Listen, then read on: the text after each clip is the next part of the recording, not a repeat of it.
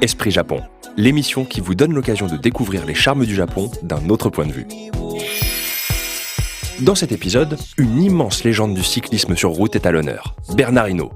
Nous le suivrons à la trace lors de son voyage à Nassau.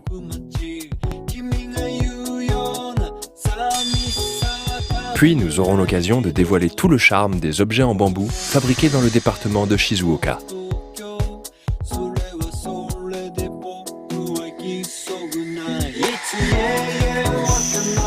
Enfin, introduction à l'art subtil du poisson rouge. Cet art raffiné surprend le monde entier. Direction l'atelier où ses œuvres voient le jour.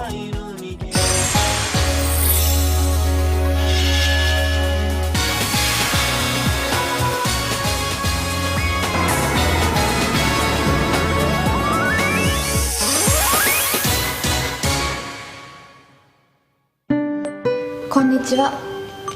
Esprit Japon ナビゲーターの新川優愛です。私は今、東京都池袋にある自由学園明日館に来ています。Le Jiyu Gakuen Miyō-Nichikan est un bâtiment inspiré de l'architecture occidentale, vieux d'une centaine d'années. C'est depuis ce bâtiment qu'Esprit Japon va partir à la découverte d'un Japon toujours aussi surprenant. 眺めてるだけで落ち着きますね。私も小さい頃、お祭りで金魚すくいをした覚えがあります。この金魚をテーマに世界的なアート作品を作り続けている金魚アーティストに迫りました。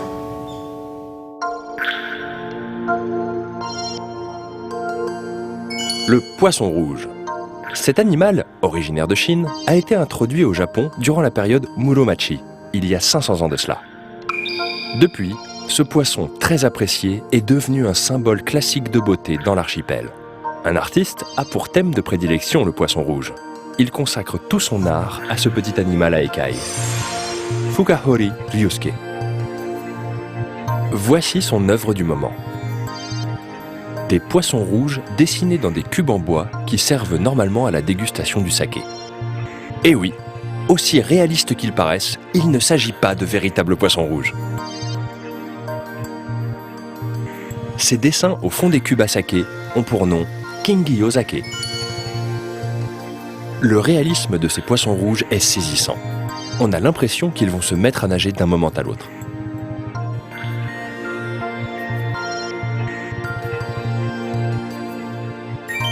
Comment l'artiste fait-il pour donner une telle sensation de mouvement ?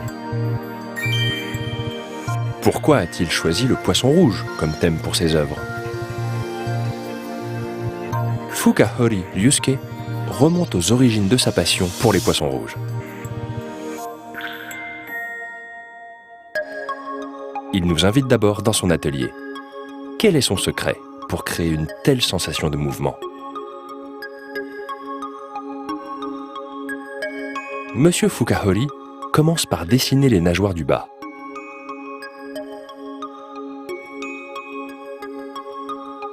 Avant de commencer à dessiner le corps, il verse de la résine dans le cube à saké.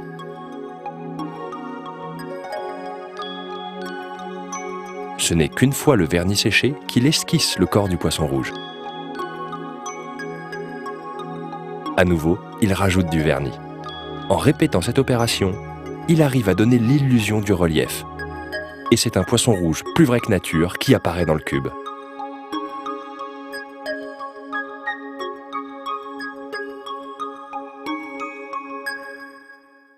金魚の観察というか、金魚の体調を見たりとか、動きを見たりとかしてるうちになんかインスピレーションが湧くんで。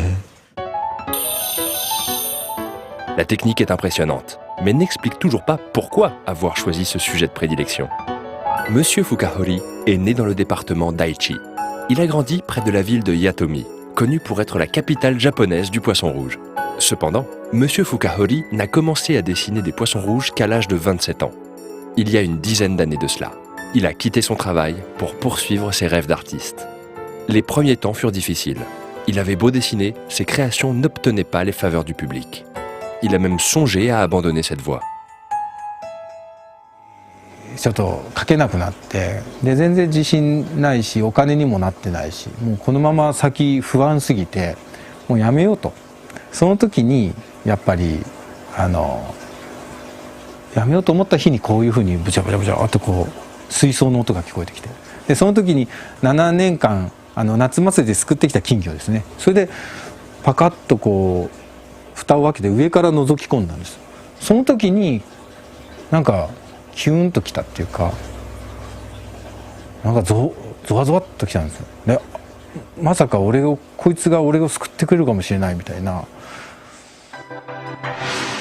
Depuis cette révélation, il consacre chacune de ses journées à son art. Peu à peu, sa renommée a grandi, lentement mais sûrement. Qu'est-ce qui l'a poussé à choisir la résine et à adopter une technique si complexe? D'où vient ce choix des cubes à saké pour écrin? Tant d'énigmes qu'il reste à éclaircir.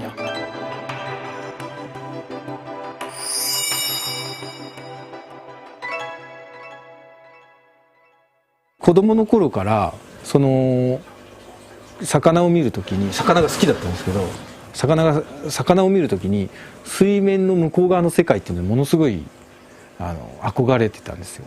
入れないじゃないですか。絶対生きられないし、絶対に行けない境界線が水面なんですよ。だからそこの水面、樹脂から向こう側と樹脂からこっち側っていうので、僕らの世界と向こう側の世界っていうのを一応表現できると。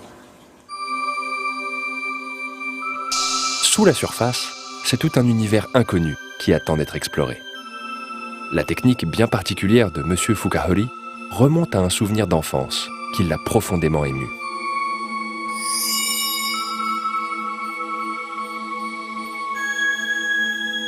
Ses œuvres majeures, les kingyo-sake, prennent pour support des cubes de bois servant à la dégustation du saké. Bien sûr, il serait impensable de mettre des poissons rouges vivants dans une coupe d'alcool.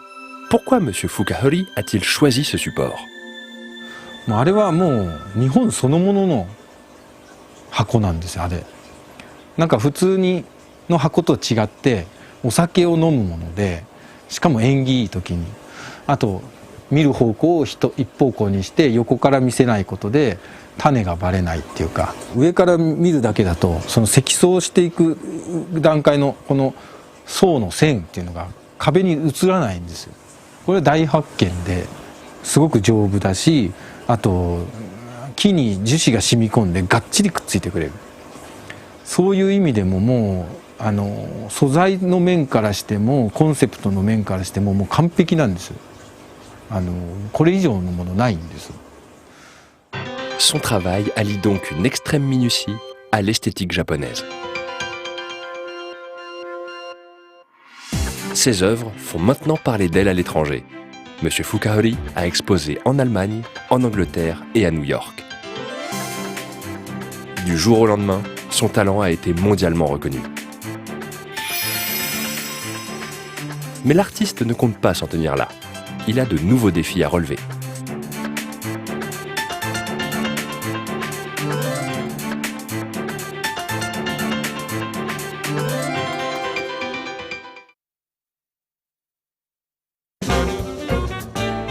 Novembre, hôtel Osaka Intercontinental.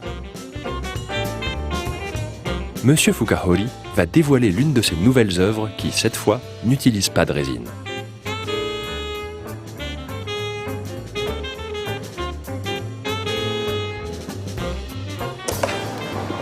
今日僕はここに絵を描きます。金魚を描きます。大きいキャンパスに。はい。なんか今回のテーマがラブなんで、なんかラブラブな金魚を描きたいなと思って。L'histoire du poisson rouge a débuté, en fait, dans la région du Kansai. L'hôtel organise un événement permettant de retrouver les grands thèmes de la région à travers l'art.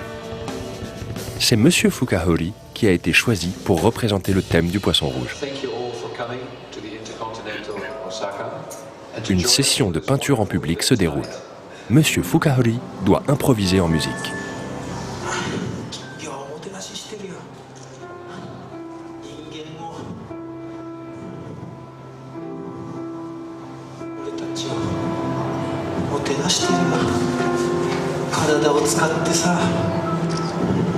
Tout en donnant vie à ces poissons de nacre sur une toile d'un noir d'encre, Monsieur Fukahori partage sa philosophie avec le public.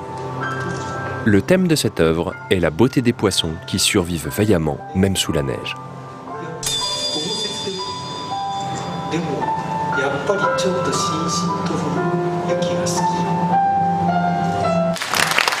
Une heure plus tard, il a terminé.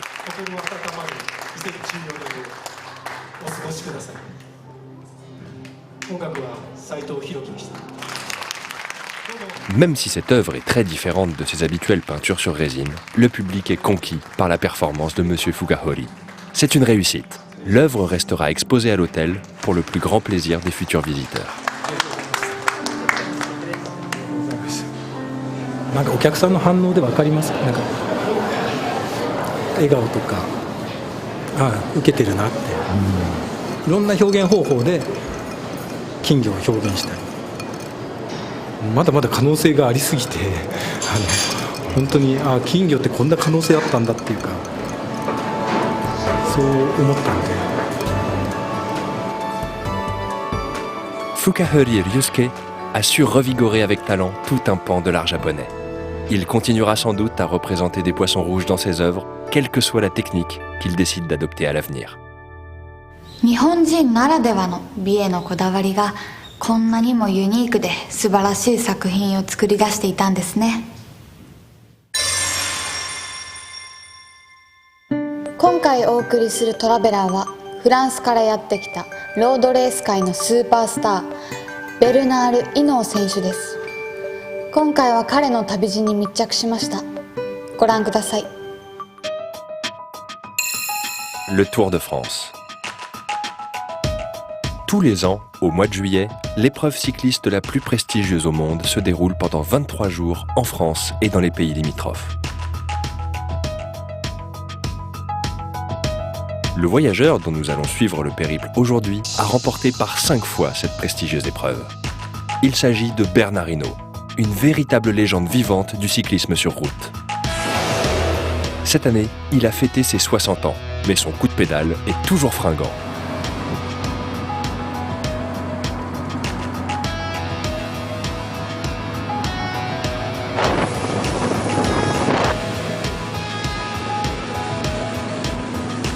Son incroyable combativité lorsqu'il était en selle lui valut à l'époque un surnom resté mythique, le blaireau.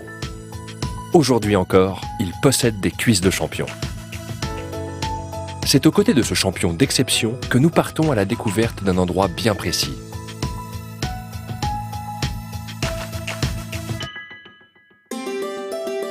Le plateau de Nasu se situe au pied de l'immense chaîne de monts volcaniques de Nasu, dans la région de Tochigi.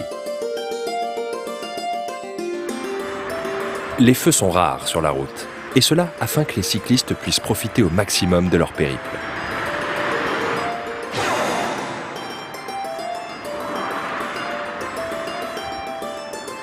La ville de Nasu, désirant attirer un plus grand nombre de cyclotouristes, a décidé d'inviter Bernard Hinault.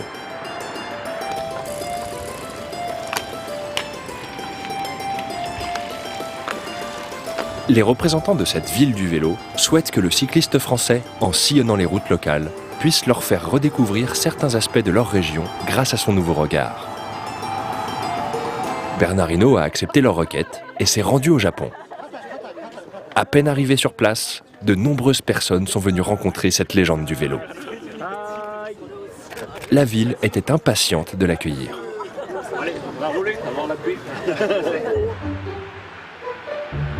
Monsieur Hinault a commencé par faire une balade à vélo avec des cyclistes du coin, sans destination particulière.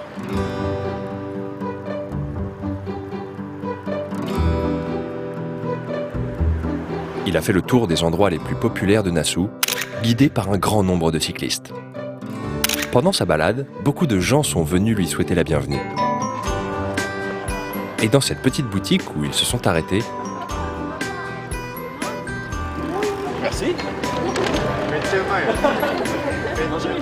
on lui a offert des gâteaux qui ont beaucoup de succès.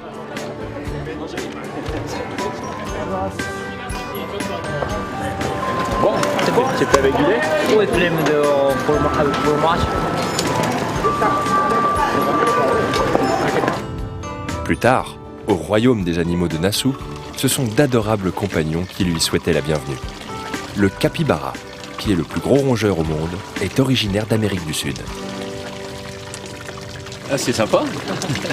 On n'a pas l'occasion de les voir d'aussi près, quoi. Après avoir dit au revoir aux cyclistes de la ville, Bernard Hinault entame son périple en solo. Il part à la découverte de Nassau et des charmes encore méconnus de la ville du vélo. Afin de mieux partager son expérience, nous avons installé sur lui 2 petites caméras.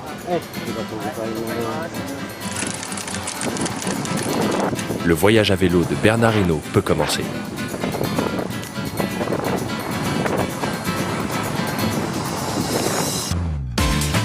Il s'est tout d'abord dirigé vers les collines en pente douce qui s'étendent au pied de la chaîne des monts volcaniques de Nassau. Les courbes modérées et les successions de montées et de descentes constituent le véritable plaisir d'une randonnée cycliste à Nassau.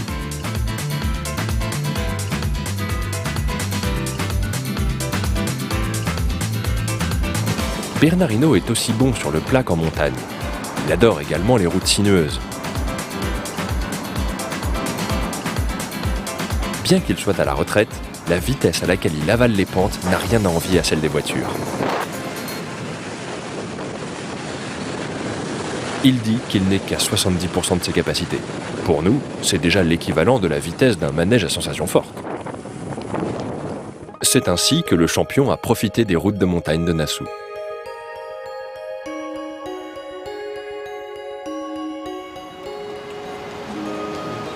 Voici sa première destination, le sanctuaire Yuzen qui se trouve au beau milieu des sources chaudes.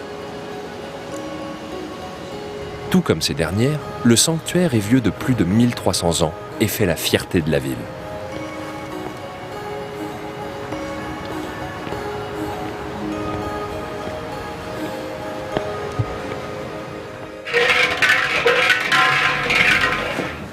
Bernard Hinault a décidé de se rendre ici en premier afin de prier pour le bon déroulement de son voyage. Il a pu y ressentir l'atmosphère mystique de ce sanctuaire millénaire. C'est magnifique. On ne peut pas dire le contraire. C'est particulier. C'est tout l'art japonais. Avec cette allée qui monte vers la montagne. Et puis, à un moment donné, il y a c'est un temple, pour moi, où les gens viennent faire la prière. Demander à ce que ça se passe mieux pour eux, quoi. Il est aussi passé au bureau du sanctuaire et son regard s'est arrêté sur quelque chose. Bonjour, qu'est-ce que c'est? Très bien. C'est le grimpeur, ça. C'est le maillot du grimpeur, blanc et rouge, à pois. Effectivement, la tunique du meilleur grimpeur du Tour de France est un maillot blanc à pois rouge.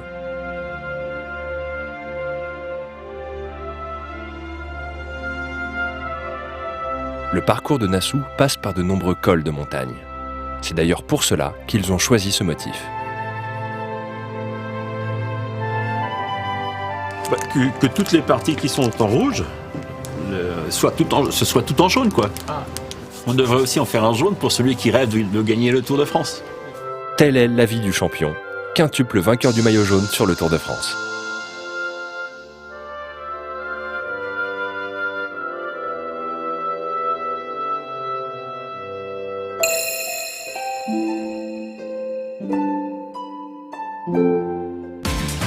Il remonte ensuite en selle et repart.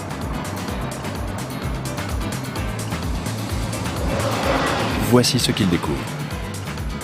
Le plateau de Nassau, sa nature abondante et ses érables.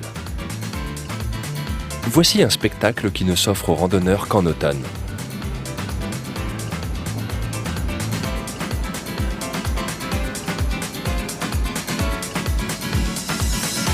Bernard Hinault, qui profite de l'automne à Nassau, se dirige maintenant vers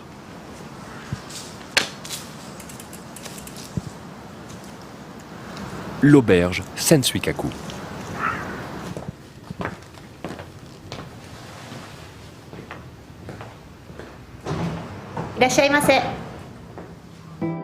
On s'y sent tout de suite bien. Ce bâtiment en bois, bâti au début de la période Showa, est une station thermale où flotte comme un petit parfum de Japon éternel.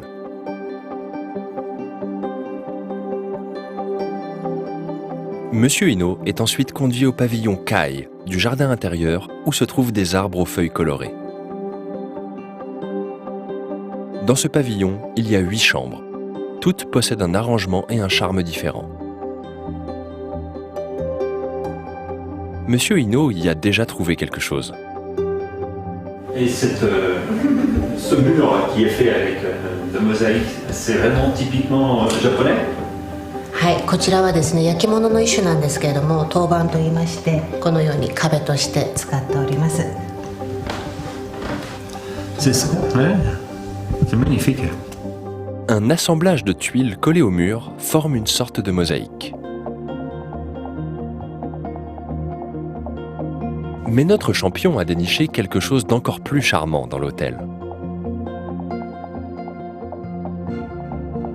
Il est tombé sur une petite scène de saison, un de ces moments de rien du tout, où la nature et le hasard se sont croisés.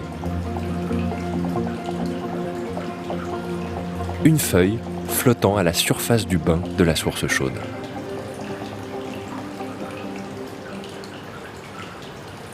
Quand tu fais du vélo comme moi tout à l'heure, quand tu regardes la différence des arbres, les différentes couleurs, mais c'est magnifique.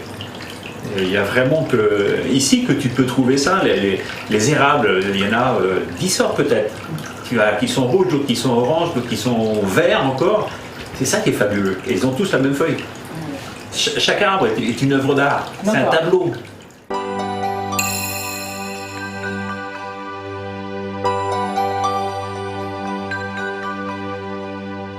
Bien sûr, la cuisine est également l'un des éléments essentiels de l'hospitalité qui fait la fierté de l'établissement. Des plats simples et délicieux, préparés avec les légumes de saison de la région.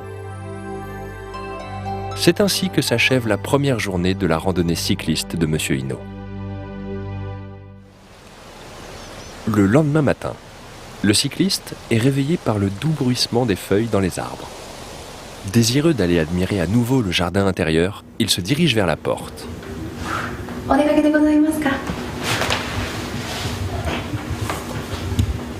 Comme si l'employé avait déjà tout compris, elle présente au champion une paire de sandales pour sortir.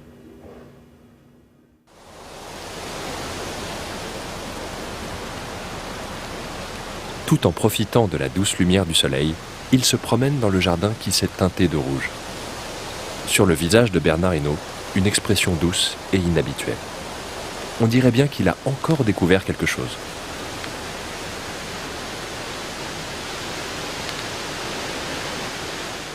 Nous, on a cette chance d'avoir peut-être des châteaux, des beaux monuments, ce qui fait que les gens viennent et nous acceptent tels que nous sommes, mais nous sommes les plus mauvais accueillants, peut-être au monde.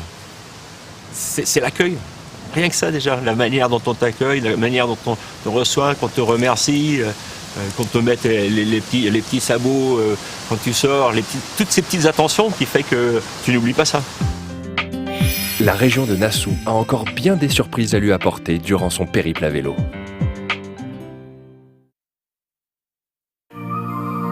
Département de Tochigi, plateau de Nasu. Ces terres ont la chance d'être gâtées par la nature à chaque saison. La famille impériale se rend parfois dans sa villa, la villa impériale de Nasu, ce qui explique pourquoi la ville de Nasu prospère depuis si longtemps. L'un des autres symboles marquants de la région est le mont Chaosu, qui fait partie des 100 plus célèbres montagnes nippones. Le spectacle de la nature, recouverte de neige en hiver, est particulièrement célèbre. Deuxième jour de la randonnée en vélo. Bernard Hinault part maintenant à la découverte d'une nouvelle surprise, étroitement liée au mont Chaosu, le symbole de Nasu.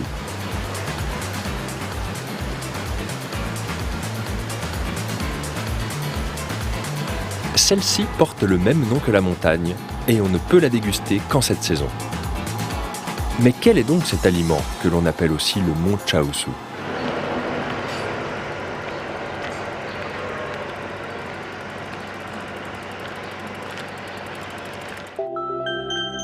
Nous voici à la ferme à fromage Ima. Et à l'intérieur,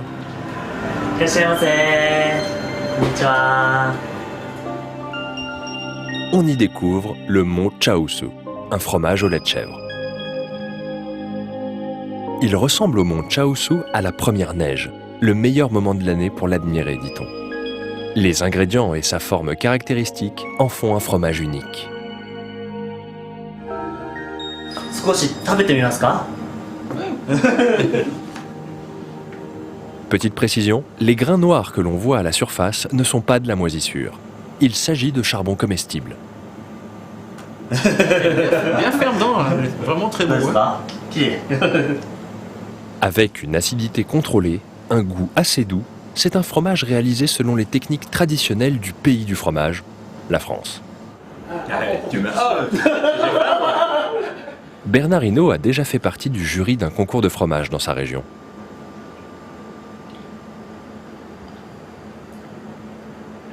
Il est aussi bon que le français. うわー本当ですよ。 Je suis sûr que si je prends un fromage d'ici, un fromage de la France, de la région où on produit le fromage, je mets les deux, il y a des gens qui font pas la différence.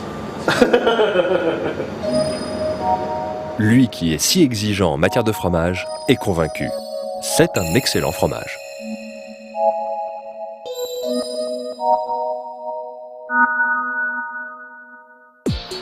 La deuxième journée s'achève et le voyage du cycliste touche bientôt à sa fin. Il n'en a pourtant pas eu assez et retourne sur les chemins de montagne. Les courbes légères et vallonnées des chemins de Nassau semblent particulièrement à son goût.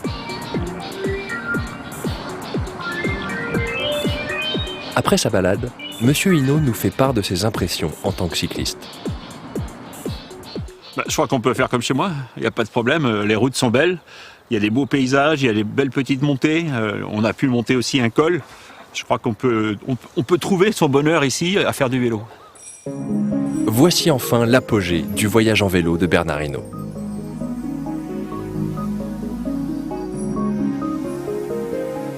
Pour finir, il se rend à l'hôtel Épinard de Nassau. Cet hôtel possède un vaste terrain de 16,5 hectares. Les couleurs de la chambre sont apaisantes. On peut aussi admirer par la fenêtre le panorama exceptionnel du plateau de Nassau.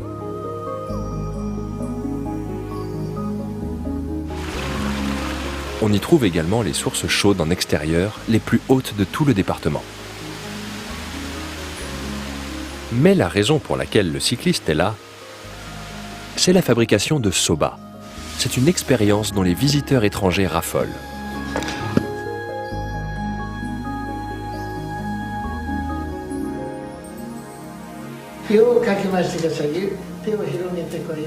En fait, il y a une raison pour laquelle il a décidé de s'y essayer. Le professeur Sugai, maître dans la fabrication de soba, a plus de 200 disciples. À le voir faire, il n'a pas l'air d'un amateur. J'aime la manger, mais j'apprécie aussi de le faire. C'est comme de faire des crêpes chez nous, ou des galettes. Hein. C'est la même farine. Hein. La galette fait partie des plats français traditionnels. On dispose la pâte faite à partir de farine de sarrasin sur une plaque chaude et on l'étale pour en faire une crêpe fine. On y dépose un œuf, du fromage, du jambon ou d'autres ingrédients et ensuite on fait cuire. En fait, la galette est un plat de sa région qui a bercé son enfance. Monsieur Hinault fait souvent des galettes le week-end. Il est donc bien naturel qu'il soit à l'aise lorsqu'il s'agit de faire une pâte pour soba. Et maintenant, la découpe. Le champion croule sous les compliments du professeur.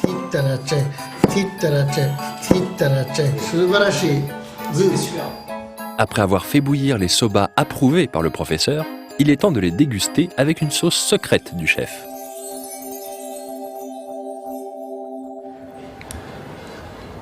Alors, quel goût ont les soba faits de sa propre main ? Bon. Très bon. Après, c'est toute la méthode de préparation, les dosages qu'il faut trouver, les bons dosages. Et pour finir, il faut mettre beaucoup de passion et d'amour dans ce qu'on fait.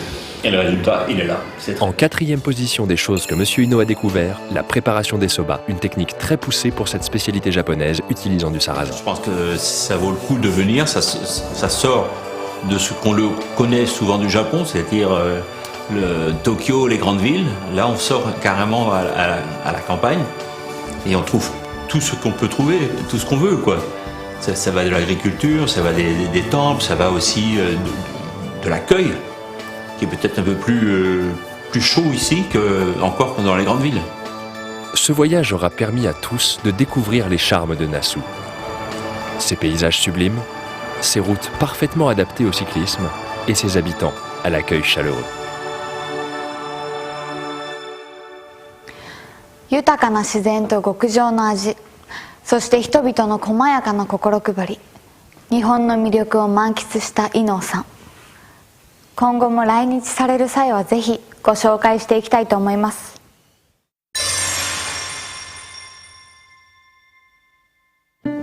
さて皆さん、これなんだかわかりますか？そう、竹でできた虫かごです。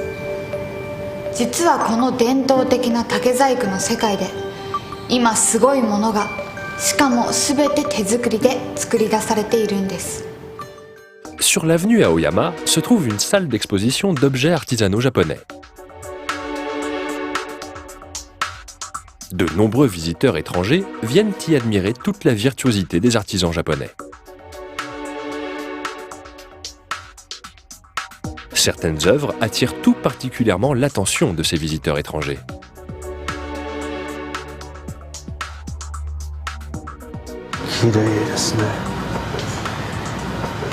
Very light, and I really enjoy the round shape, very delicate design.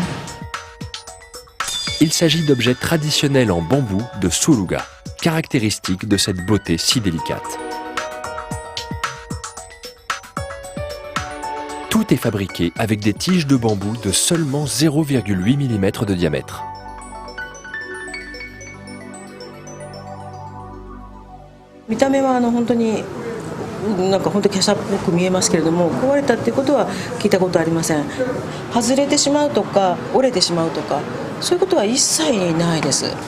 Ces articles sont ainsi très résistants. Ils ne se cassent vraiment pas facilement, ce qui leur confère une très grande durée de vie. Un simple test permet de voir à quel point ils sont solides. Un membre de l'équipe, pesant 70 kg, va monter dessus.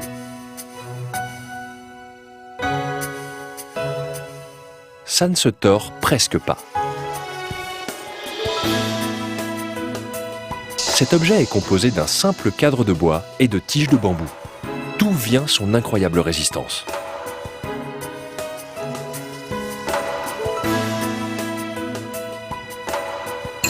De plus, comment se fait-il que la jointure du cadre de bois soit invisible?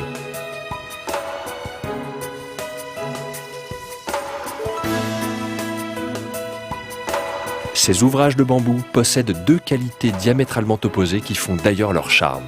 Une beauté délicate et une résistance à toute épreuve.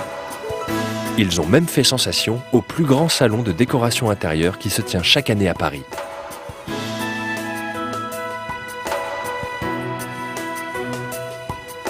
Il est temps de lever le voile sur ces techniques artisanales qui attirent la curiosité du monde entier.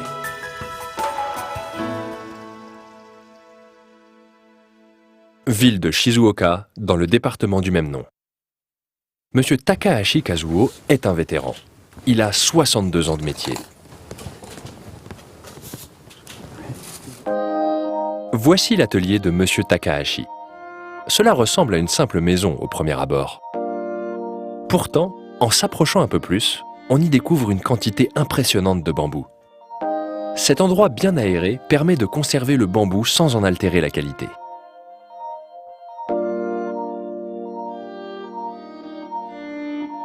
Le point important de l'artisanat de Suruga, dans de tels cas, se trouve dans la forme des tiges de bambou.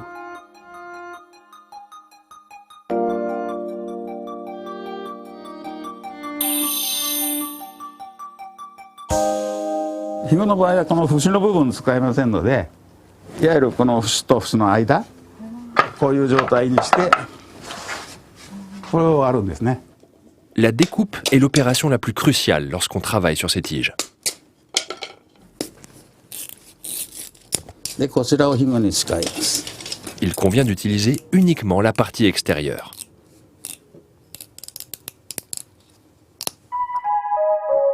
On comprend pourquoi en observant un bambou en coupe. Il y a davantage de trous vers l'extérieur de l'écorce. Cela indique qu'elle est plus fibreuse à cet endroit. Et oui, c'est en utilisant la partie extérieure, riche en fibres, qu'il est possible d'obtenir des tiges à la fois souples et solides. Si l'on tord une tige obtenue à partir de l'extérieur d'un bambou, voici le résultat. En revanche, il suffit de tordre légèrement une tige issue de l'intérieur d'un bambou pour qu'elle se casse aussitôt. Si l'on en tord deux avec la même force, on voit bien la différence. On utilise la partie la plus solide des bambous les plus résistants. C'est là tout le secret de la longévité de tels objets.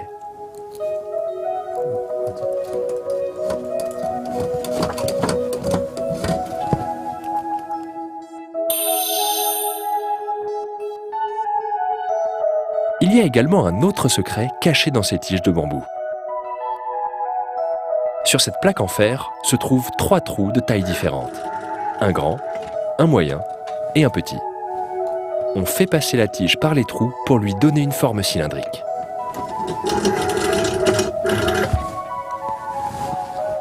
On fait passer la tige dans les trous jusqu'à ce qu'elle soit bien ronde.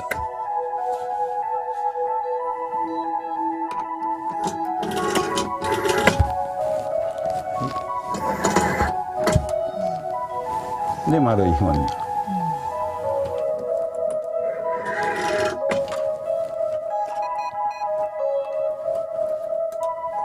Chaque tige est taillée à la main. Ce dur labeur ne pourrait pas être fait par une machine?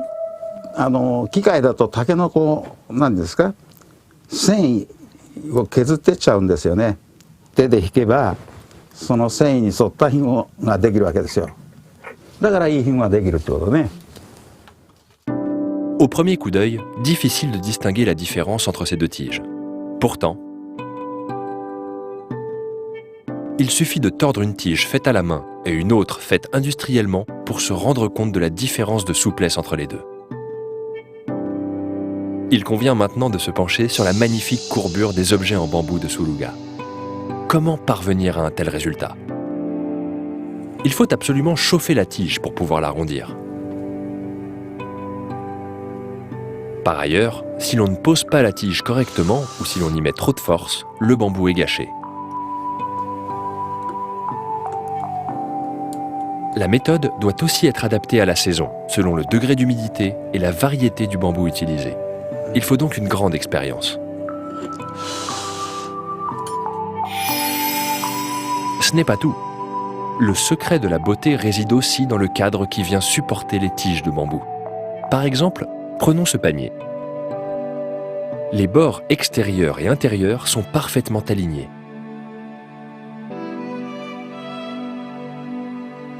Le couvercle vient aussi s'emboîter impeccablement. Encore une prouesse technique de l'artisanat de Suruga.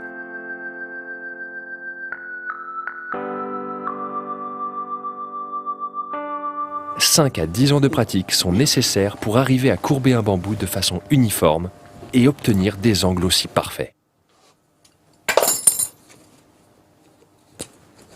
Et maintenant, le cadre.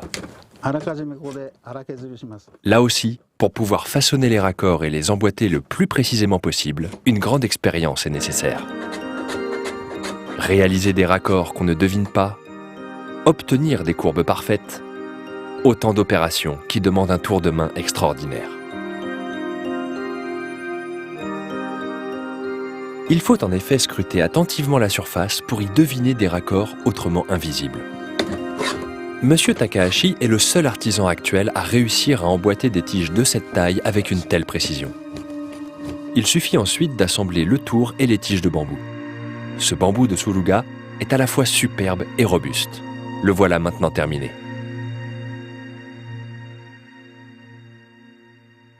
Cet artisanat du bambou est sans précédent au Japon. Son histoire est étroitement liée à une personnalité historique particulière. Il s'agit de Tokugawa Ieyasu, un grand shogun. Il adorait la chasse à la buse. Il voulait une cage qui ne blesse pas les ailes de ses rapaces. C'est comme ceci que tout a commencé. Par la suite, les cages à insectes en bambou de Suruga sont devenues à la mode. Après la guerre, cet artisanat était très populaire comme souvenir auprès des étrangers. Mais la relève n'est plus assurée. Il ne reste actuellement plus que 7 artisans capables de telles prouesses.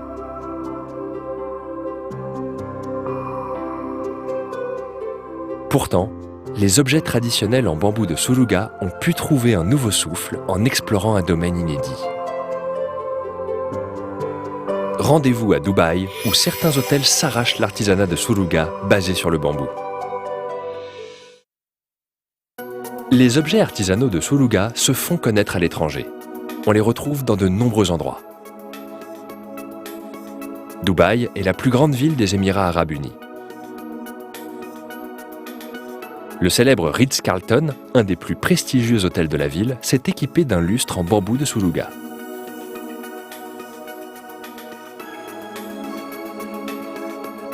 C'est Tani Toshiyuki, un designer de luminaires, qui l'a conçu et dessiné.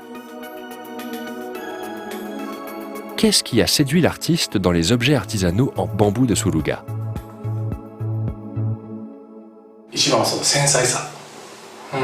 竹というと、見た感じ繊細すぎてちょっと怖いんですけど、かなりの強度があるんですね。Monsieur Tani est tombé sous le charme de la délicatesse et de la solidité des objets en bambou.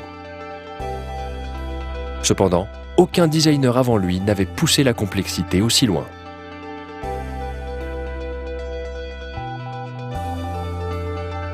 Il fallait trouver quelqu'un pour relever le défi. Sugiyama Takahide est le plus jeune des 7 artisans qui travaillent encore le bambou au Japon. Il a bien voulu tenter l'aventure. Monsieur Sugiyama est resté sans voix après que le designer lui a expliqué les détails de son projet. En effet, celui-ci prévoyait de faire 2 fois plus de trous que d'habitude. De plus, les angles sont des plus inhabituels afin de faire jouer l'ombre et la lumière. 無茶ぶりは無茶ぶりですね。谷さんから一番最初要望あったのは、できるだけ数を増やしてくれっていう話なんですね。だけどあんまり増やしちゃうと穴が重なってしまうっていうのなんですよ。Effectivement, le travail s'est révélé être d'une grande difficulté. Percer des trous à la diagonale a été le plus ardu. La perceuse glissait et Monsieur Sugiyama a cassé plusieurs mèches. Il fallait percer des trous profonds pour assurer la résistance de l'ouvrage, sans pour autant aller trop loin. Les trous ne devaient surtout pas traverser le bambou de part en part.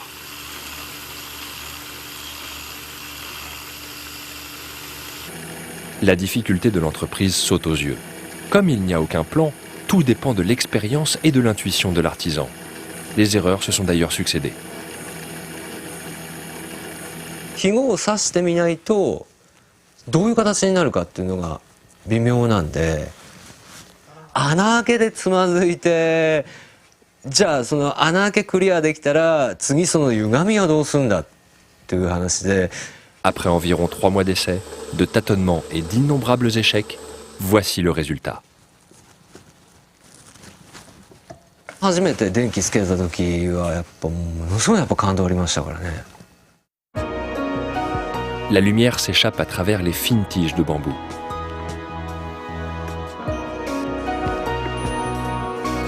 C'est ainsi qu'a vu le jour ce lustre si particulier en bambou de Suruga.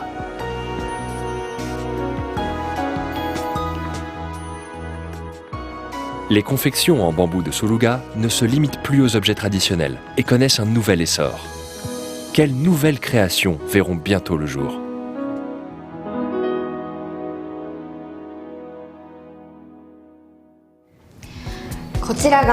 Shizuokaの駿河竹千筋細工です。なんだろう、見た目はすごく華奢というか可愛らしくて、なんだろう、繊細なデザインだったりするんですけども、頑丈だったり丈夫っていうのは魅力的だなって思います。L'émission offre à 2 spectateurs un cadre pour photo en bambou de Suruga fait main. Plus de détails sur le site d'Esprit Japon. 世界という視点から日本の魅力を再発見するエスプリジャポン、いかがでしたか？番組ホームページでは VTR で紹介しきれなかった情報を随時アップしていきますので、ぜひご覧ください。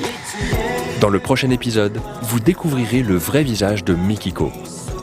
Il s'agit de la chorégraphe de Perfume. Elle dirige actuellement la compagnie Eleven Play.